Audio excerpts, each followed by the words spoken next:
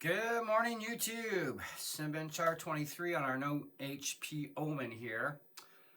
Well, you know how it goes. We run the test and we see what kind of numbers we pop. So let's get this going. It'll be fast forward, you know that.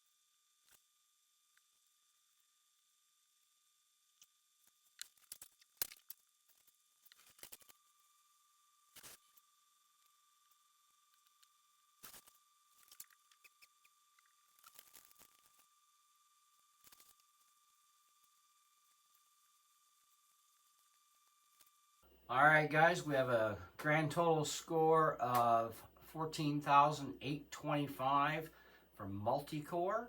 So it's 14,825. For single core, 1,855.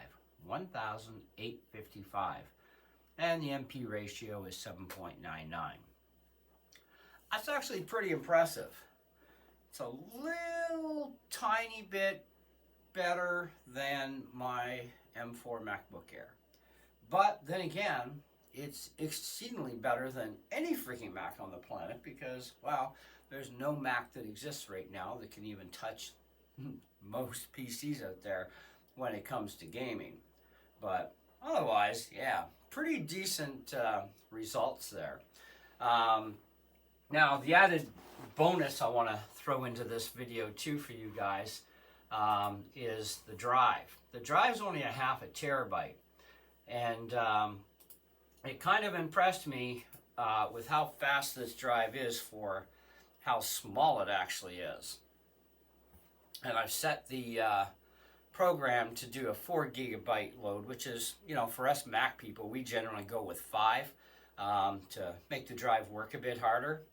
The other thing that impressed me too throughout this entire Cinebench test is the fans barely came on. They were there, but they didn't go whee.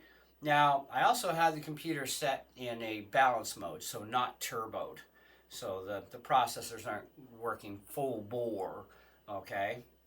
But then again, I don't know if that would really make that much difference anyways in the final score anyhow. But it's not something that I can't try on my own, and if there is a difference, we'll do an updated test. If there is no difference, well, the heck with it. There's no point.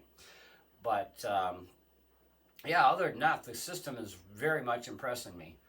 All right, so drive speed is 6,872.35 megabytes per second on the read, and the write speed is 4,489.68 on the write. That's like more than, wow, double on the read for sure than my M4 MacBook Air.